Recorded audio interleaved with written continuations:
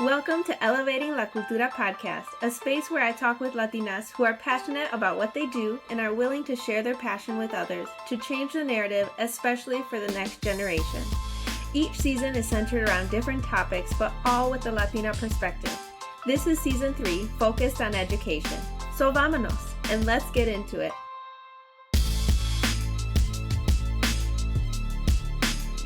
Oh my goodness. I have been excited to publish this episode since we recorded, and I wanted this episode to really send us out as we wrap up the season.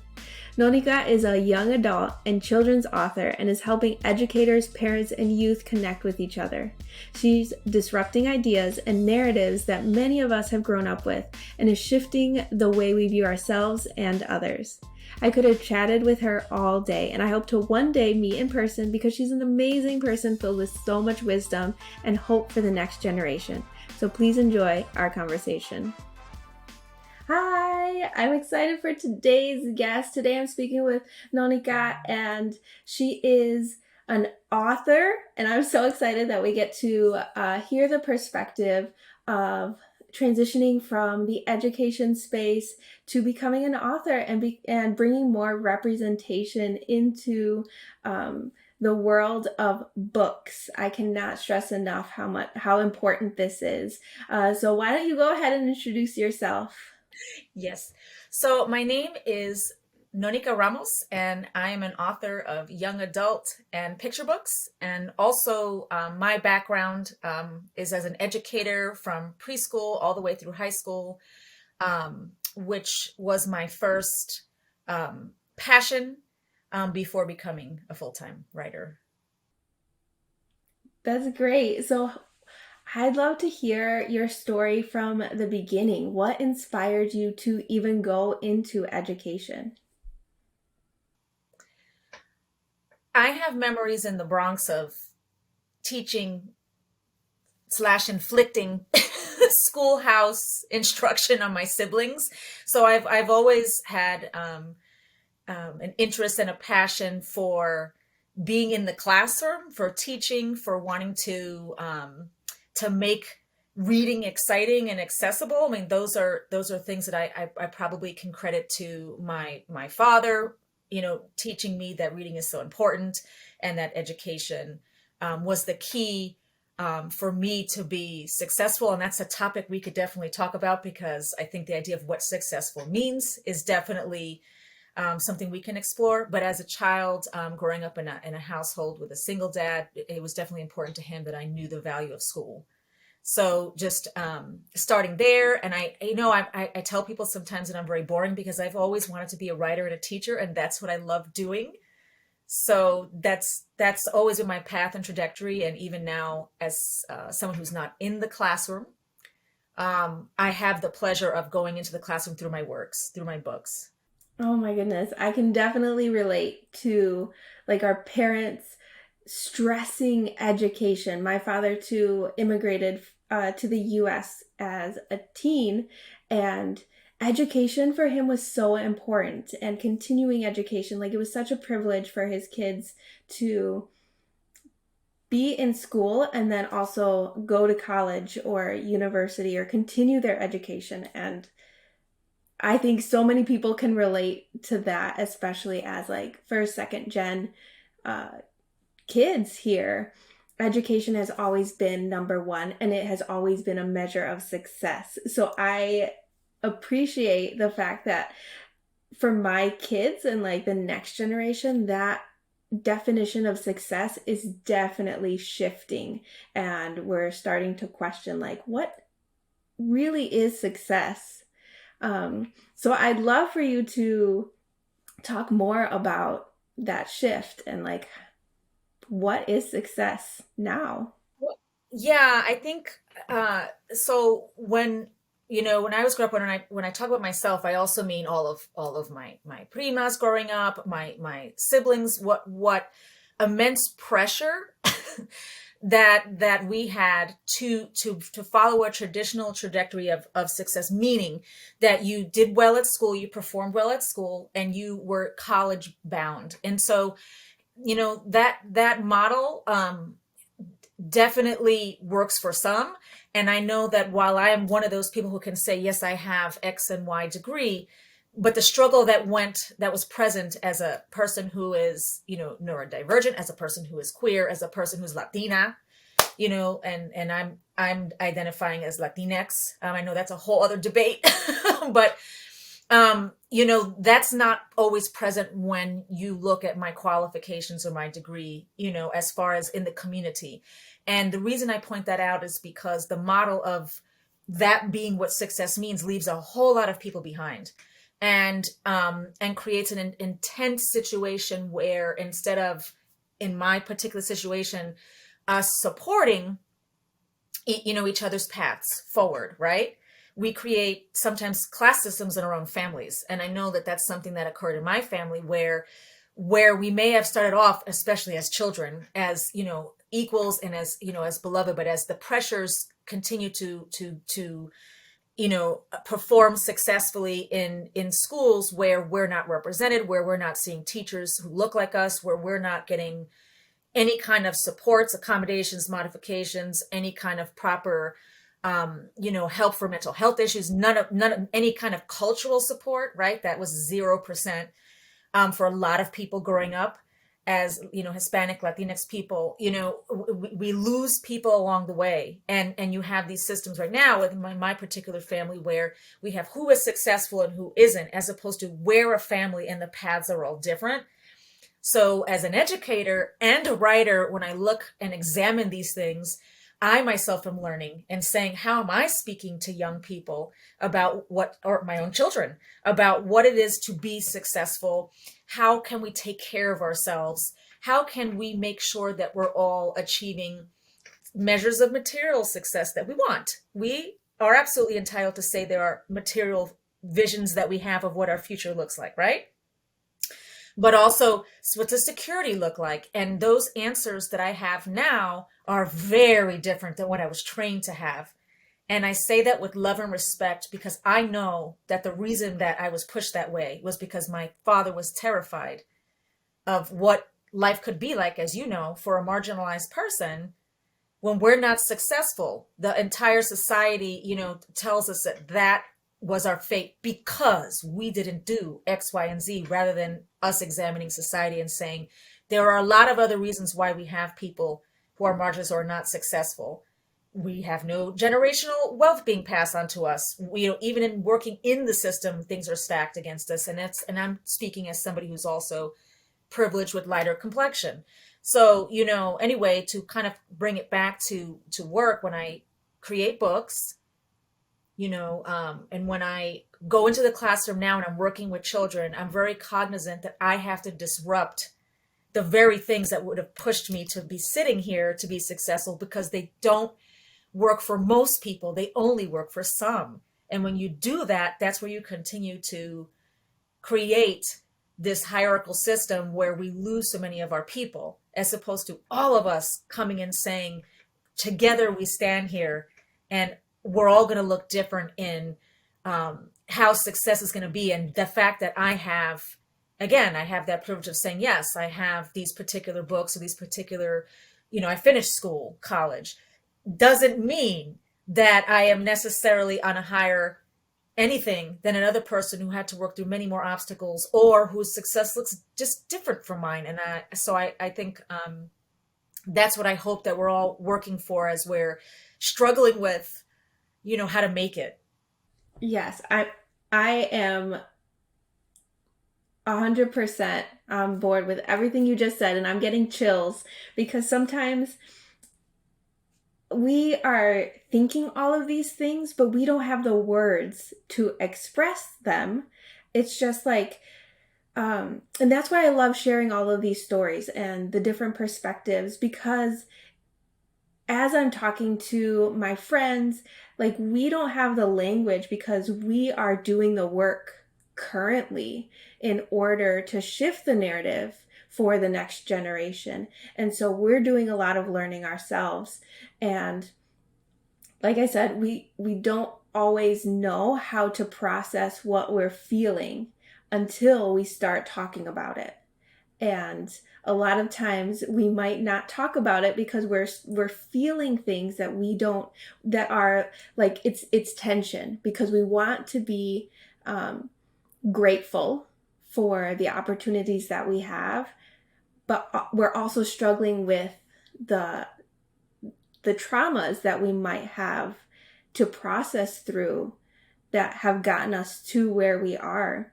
And so it's so complex, but I'm so grateful that you talked through it, because I know more of us need to hear that people are doing the work, that they're not alone in what they're thinking, what they're struggling with, what they're the tension that they're feeling inside as they try to raise kids. So I'm so grateful for what you said. No, you said something that I really loved. You said you used the word raising, and and especially with the title of your podcast, Elevating la Cultura. And I think, we're raising so many things. We're raising our children, we're raising our students, we're raising ourselves again sometimes, because when you're talking about trauma, or you're talking about mental illness, which comes first, just the struggle of being rendered invisible, and invisible as far as validation, and invisible as far as nurturing, not invisible as far as being targeted for traumatic acts against us. Remember, when we talk about invisibility, we become visible when we're targets, we become invisible when we have representation historically. So let's sit with that for a second. We're raising ourselves. And when I write, particularly the picture books I'm writing, I always picture the parent as much as the kid, because me, all of these parents who are now raising children, we didn't have these tools like you were talking about, the vocabulary that you were talking about, right? To step outside of ourselves and even know and process. You're using so many words that are igniting me as I'm, in conversation with you. So, that's going to continue our entire lives. And really, that's what life should be. But I think the difference is when we're raising consciousness, right?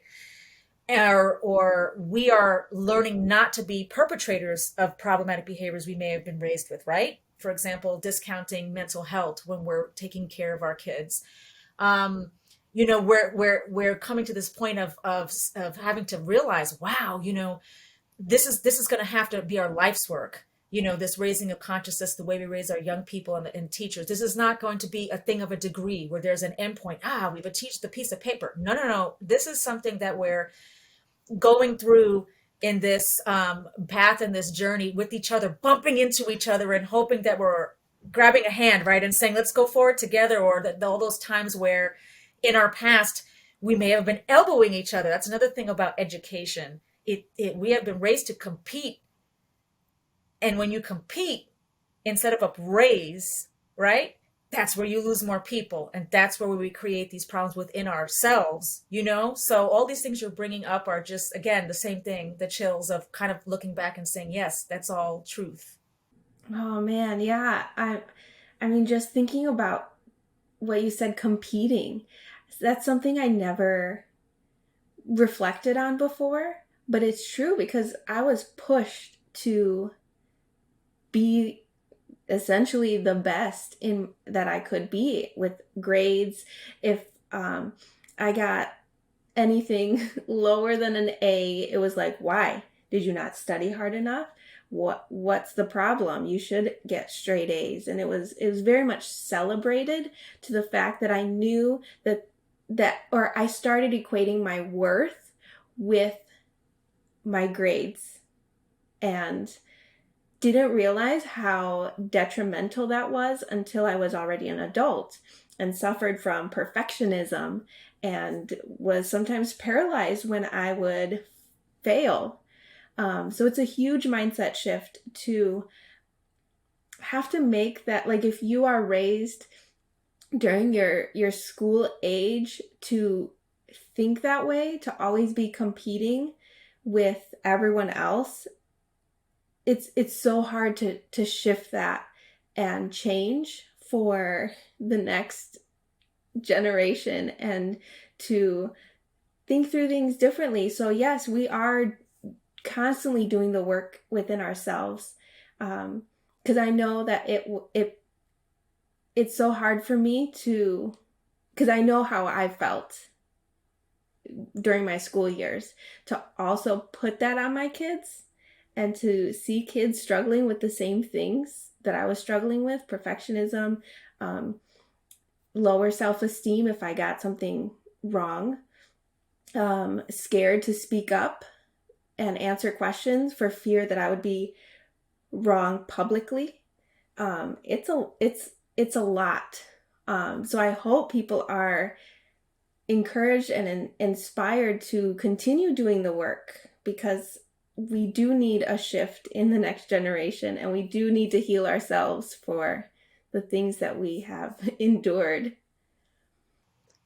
Yeah, I am thinking about what it looks like when we're in community raising children in education. And when you were talking, the example that I always have to come to, and I didn't even realize how problematic this example is until I was older, was that grade, not being successful in a class and bringing home a bad grade, and having, my father tell me, here's the broom and here's the dustpan, and that's what you're going to do for your life if you continue on with this path of getting bad grades. And you look at that and you're like, there's so many levels there of problem. One of them being, why are we looking at janitors this way? Why are we looking at people who may, as you very well know, be dealing with situations where this is huge, they're supporting their families this way, they've immigrated, and in their own country they're a principal, but here this is what they're doing. There are so many stories that I was never told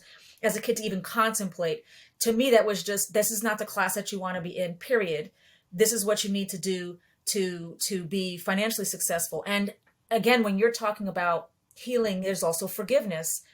The trauma that our parents experienced, and I know in my particular family, was horrendous compared to anything I could know, as with my,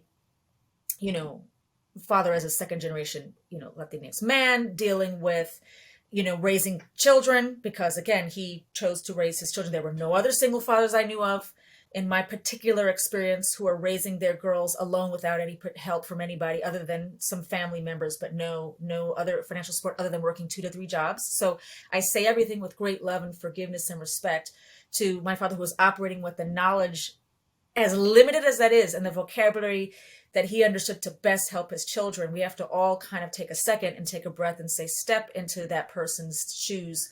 At the time that he was going to school, I'm doing research for another picture book, and I thought, at the time that he was going to school, there were children in the New York City school system who, if they were not English as their first language, were being put into programs for mental disability at the time that he was going to school.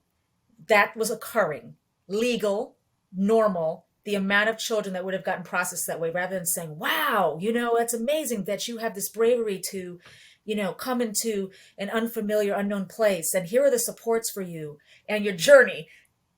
These schools were programmed to tell children like my father that they were nothing and they would never amount to anything. So let me contextualize his issues always.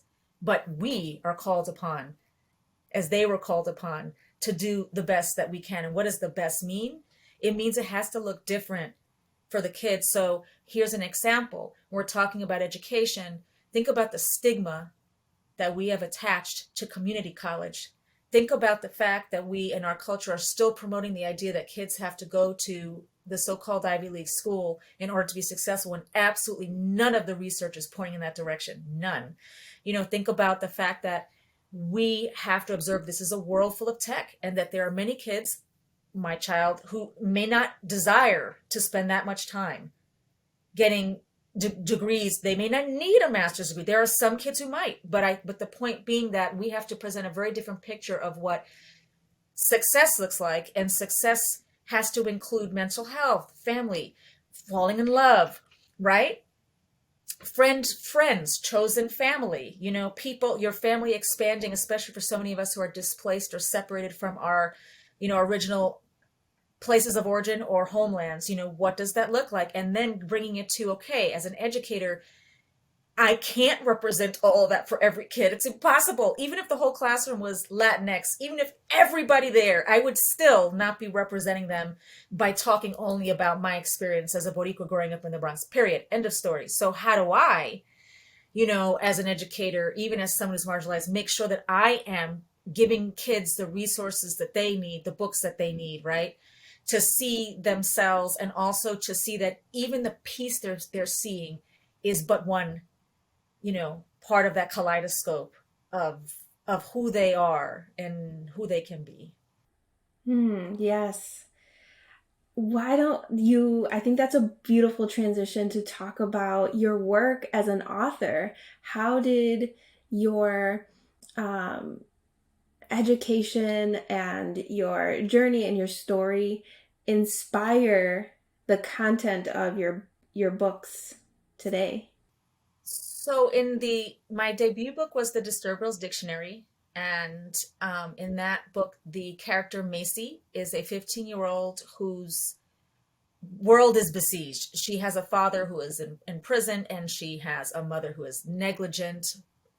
And she has a brother who's been taken away by Child Protective Services. And the reason that it's written as a dictionary is because we've all heard narratives of kids who have not been served, have not been, have fallen through the cracks, is the big term used when I was a kid, right? That idea. And that's not what I wanted to write. What I wanted to write was for this character to tell her own story in her own words, in her way to communicate who she is, not who everyone's telling her that she is. And so that's why this book is organized by definitions and by her first person account.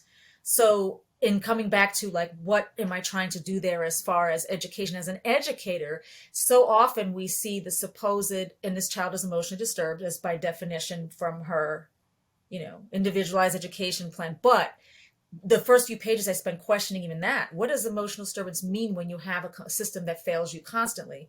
And I'm not just talking about a school system where we so easily point fingers and don't credit the educators who are on the front lines all the time. I've worked with so many incredible, phenomenal, Latinx educators, Black educators. And as we know, Latinx is also inclusive of Black people. But I've worked with so many people of color who are out there working all day, all night, Saturdays to help these kids. So I refuse to just point the finger at the education system, but rather the system that they have to work in to help the kids, is what I want to point to. Not the specific people who are like, I do this and I love it and I'm there for the kids all the time. But I wanted to bring a focus on the fact that those children are poetry. Those kids have stories. Those kids have insights. Those kids are contributors, even though sometimes they have a little barbed wire around them, right? They've been through things that we can't possibly understand when they come to the classroom.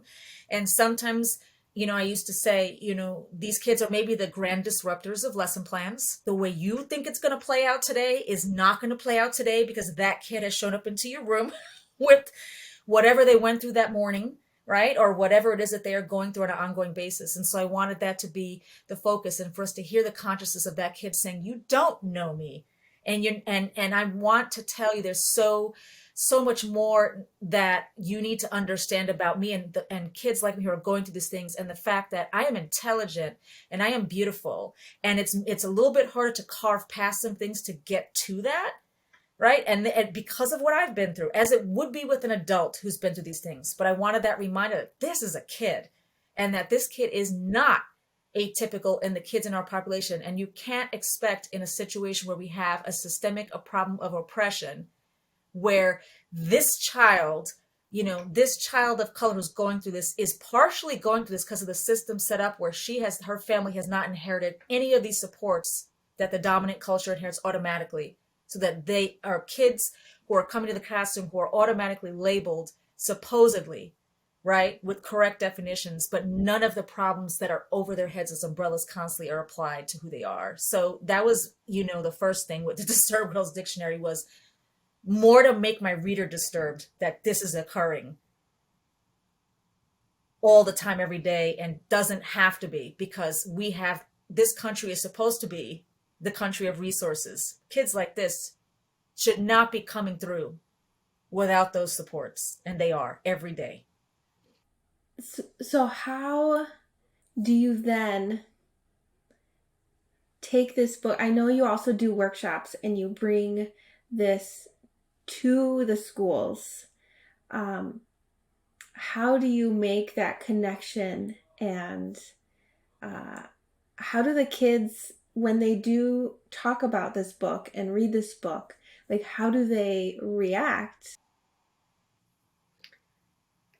That's an interesting question. I think most educators have reached out to me and saying, I understand, and these are not my interpretations, just I understand these particular students, in other words, students who have emotional disturbance better. I've had students reach out to me and say, I was either completely frustrated with these particular students that I'm coming across, right?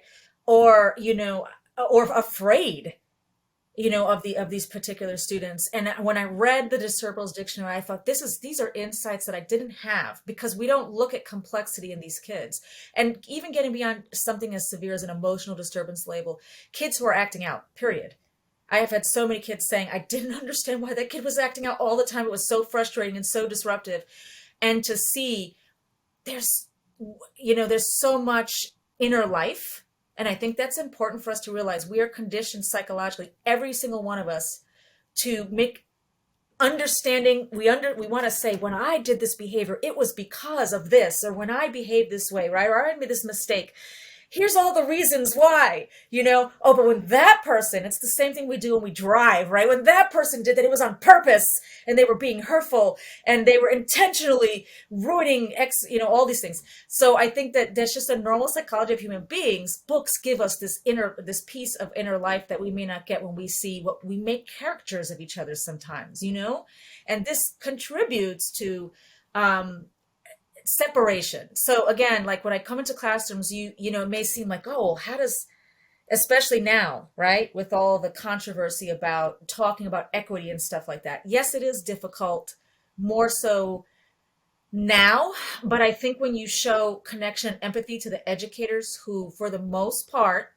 are there dedicated to the students. This is teaching. Being an educator is a field that generally, especially now, attracts people who want to make a difference, who want to be part of the solution, is a better way to put that. They realize they may even be part of that problem, right?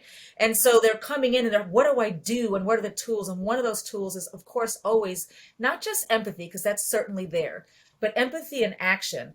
It's not about just, oh, we understand that now this character and kids with issues, behavioral issues, have an inner life. Go beyond that. How are you adjusting? How are you being flexible? How are we accommodating? How are we making sure that our school systems are places where people have resources, not because of that whole contentious, we're giving hands out. No, this society has been giving hands out to the dominant culture forever. It's the people who are marginalized and the people of color who have not gotten assistance. We have to start realizing. So when I come into a school, I'm not coming in to do battle. I'm coming in to be supportive, and I'm coming in to listen. And for the most part, when I go in, I ask the kids how they're feeling. I bring the teacher in. I never separate that. We're all sitting together in community talking, and a lot of people are surprised when I'm having these super intimate conversations with kids that I've just met. And it's because I'm like, these kids have been waiting to be asked.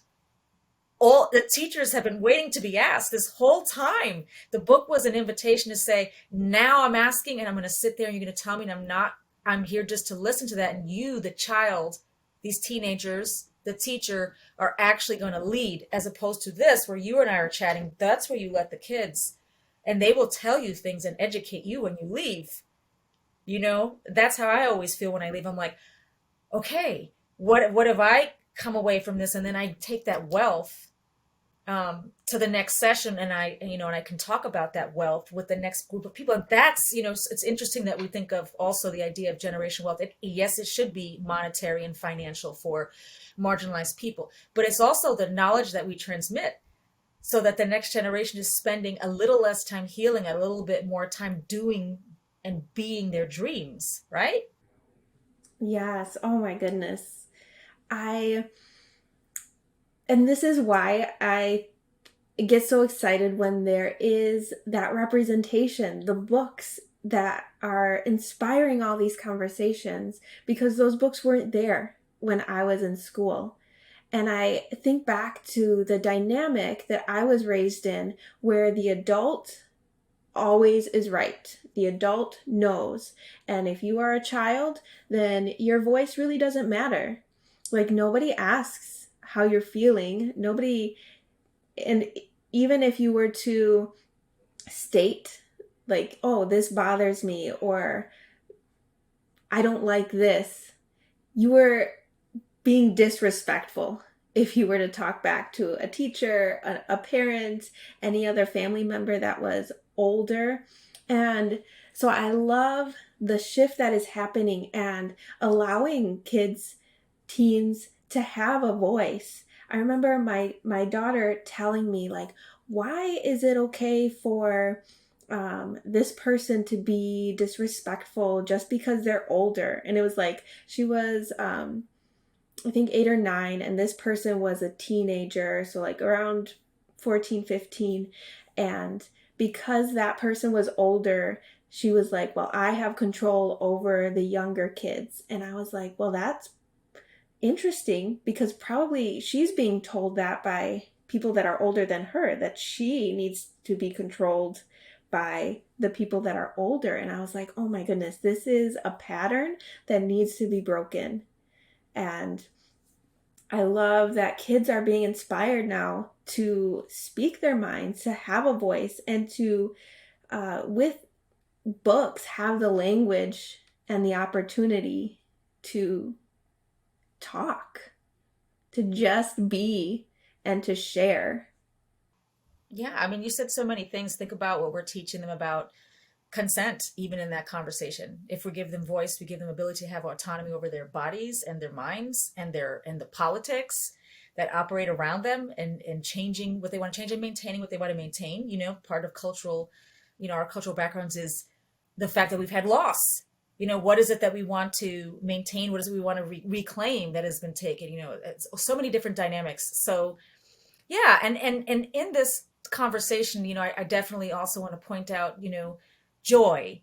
And so while I definitely dig deep into different topics with the Disturbables Dictionary, and the truth is another is the second YA book where I confronted internalized homophobia. Because when you were talking, yes, I was taught to be homophobic, and taught that that was right and righteous and moral to treat, people, and also to turn that on myself, like that magnifying glass. And it's, we hurt others, we hurt ourselves.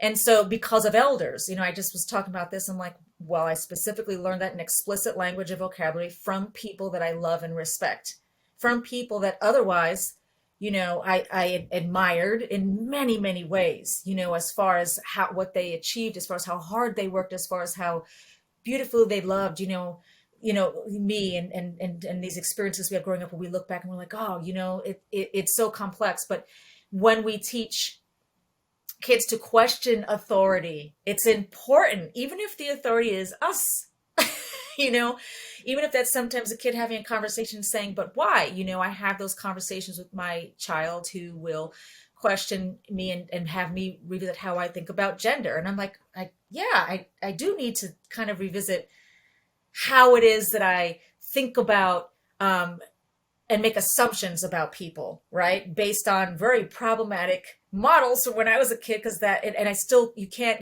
take every lens you've ever had off all at once. They come off slowly. But also moving again to joy.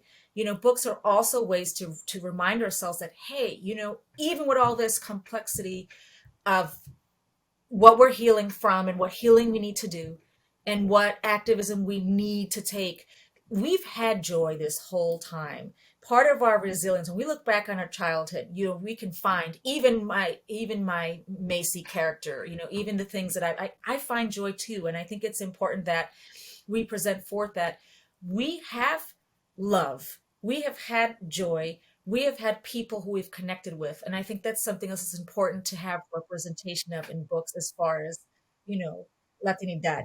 That's where the picture books, Your Mama comes from. That book is funny and it's about, smashing the patriarchy for sure. But Your Mama is also about the joy of celebrating the matriarchs that we've experienced in our family, whether it's our mom or whether it's that tia, right? Who was a mentor for us. I know for me, my tias were hugely important in who I am. My madrina, hugely important. I didn't necessarily have a central mother figure, even though this is my book, but I had it in the community, in the village around me, right? So having kids see, hey, you have not just a dearth of things, not just the struggle, although the struggle is definitely there, but you have more than you realize.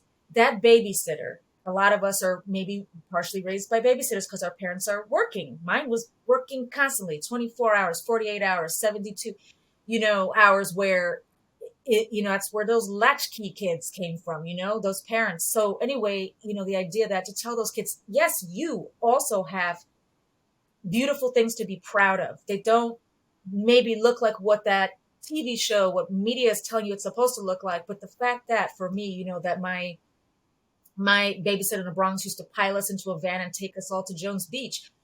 That may not have been the thing that everyone said is something you should be proud of, but it is. This woman, I don't know how she tolerated all of us in the back of this, all 10 kids in there, putting up with the loud, the yelling, the screaming, the craziness that was probably going on back there, because we were just having fun. But again, that wouldn't have been something as a kid I was taught up to, hey, yeah, be proud of your family connections, be proud of your community, be proud of the fact that, those gatherings that y'all are doing back there where everyone's cooking together and dancing together and laughing together and getting together, to, like I say, when I wrote Your Mama, yeah, we used to get together as a family and watch Saturday Night Live and in living color. That was a thing. Or videos back in the day.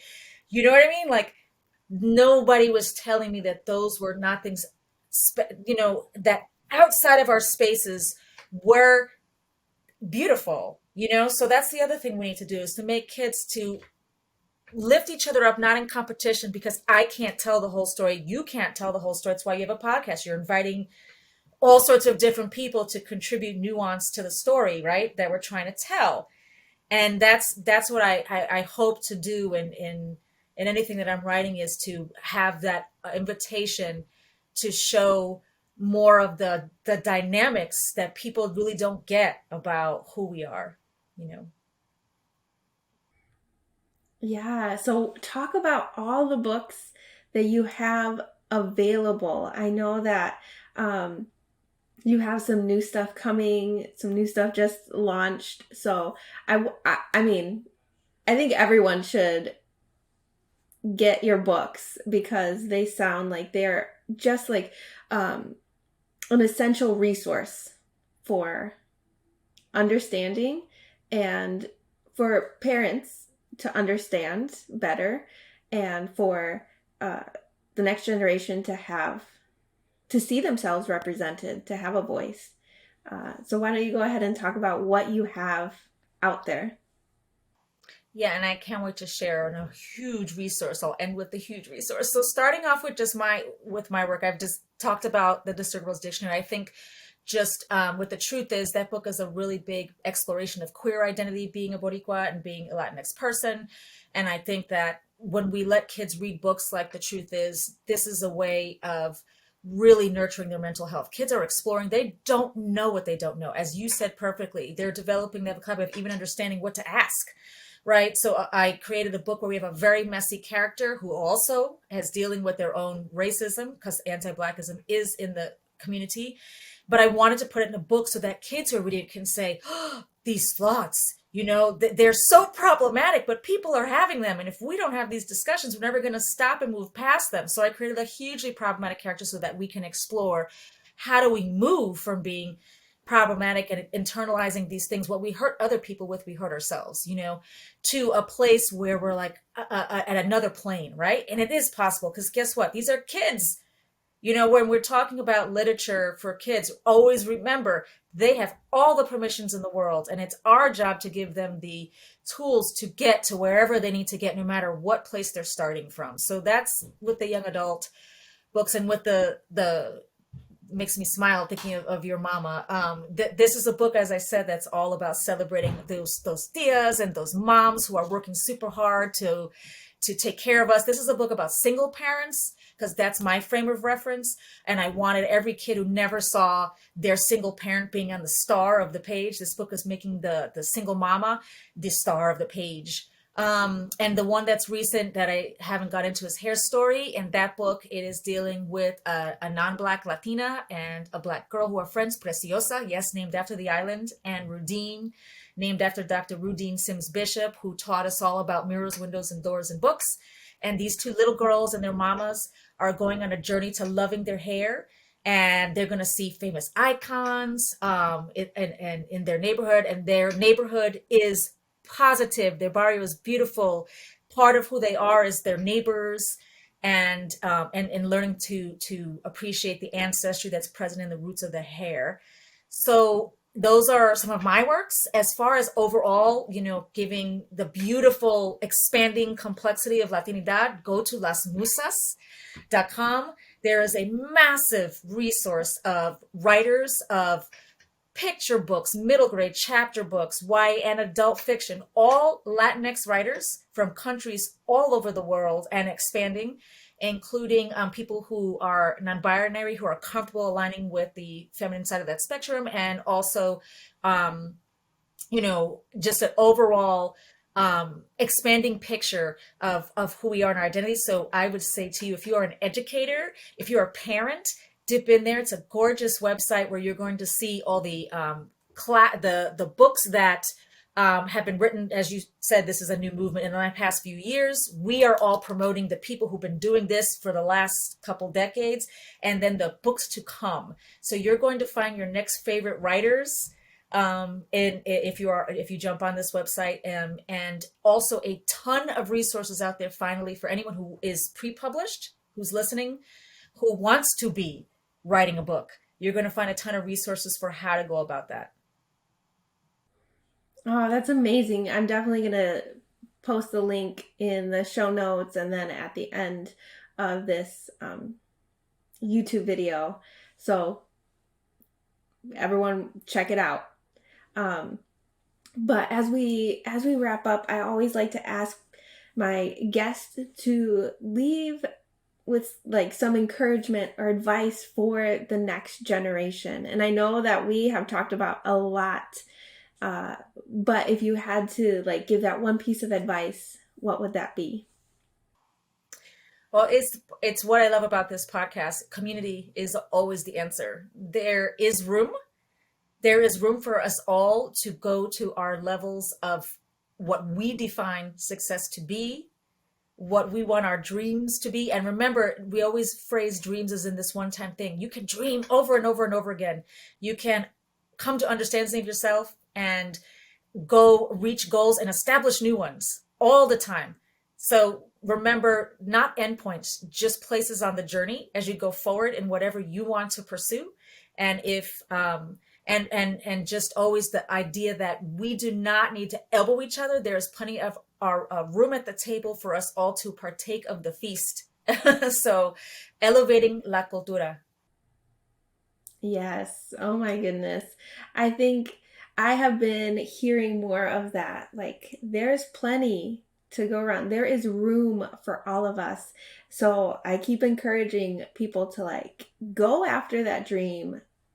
Do that thing that's been on in the back of your mind. Write that book. Like there are so many books, but everyone has their own story and their own perspective that is needed as we elevate each other and elevate other Latinx people that are coming up, that are already here. So yes, I think everyone should follow you. And so why don't you share where people can get in touch, follow you on social, website, all of the places? So I kept it simple because it's my name. So NoNieqa Ramos will get you to my Instagram and my Twitter where I'm most present. My website is www.noniqaramos.com. And the groups that I'm affiliated with, I'm going to list them because they can also be huge resources, again, for those out there who are interested in entering publishing. So Las Musas is obviously the first. I am part of the Soaring 20s debut group, and that's a wonderful resource, again, for free panels, podcasts that you can view to learn how to break into fiction and nonfiction, publishing in all levels. This is a picture book group specifically, but these are going to be where you find your resources for also who should I follow? Who should I be listening to gain information about agents, editors, craft workshops. And PB Group 21 is another one. And if you're on there, you're also going to find, again, more resources. If you're an educator out there who's like, well, my journey is here. What can I gain here? You can go onto these websites and find free educator guides for books. For example, my book Hair Story has a beautiful one by Lorena Herman, who is the Disrupt Text anti-racist educator, and has created a beautiful guide. And again, most of the resources you'll find on here are free and accessible to the public, so you can watch, view, and share, and bring to your classrooms. Oh my goodness, that is so generous of you to share all your resources, and I'm so thankful that we got to connect and chat.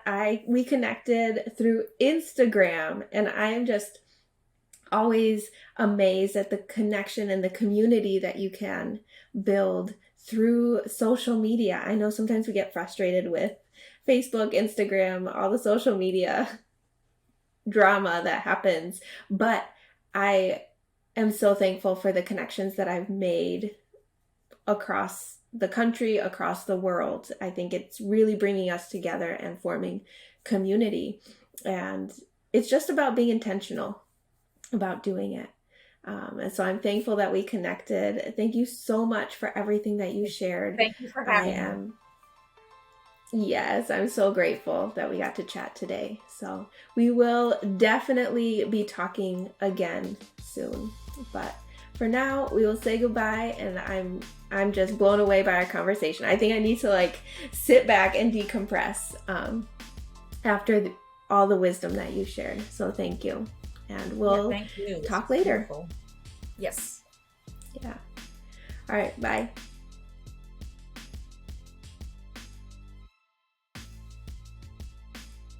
I feel so energized after speaking with NoNieqa, and like I have a renewed passion to continue these conversations. Because like she said, real change will happen as a community. Okay, amigos, thank you so much for listening. There'll be another episode next Tuesday as we wrap up season 3. So after you listen, feel free to take a screenshot, post on Instagram, tag at Elevating La Cultura, or send me a DM. You can also comment on our YouTube video if you're watching online. I always like to hear from people and how they resonate with the stories that I share. So leave a review on Apple Podcasts so we can get more ears listening and continue elevating La Cultura. All right, enjoy the rest of your day, afternoon, evening, whenever you're listening, y nos vemos next week. Adios.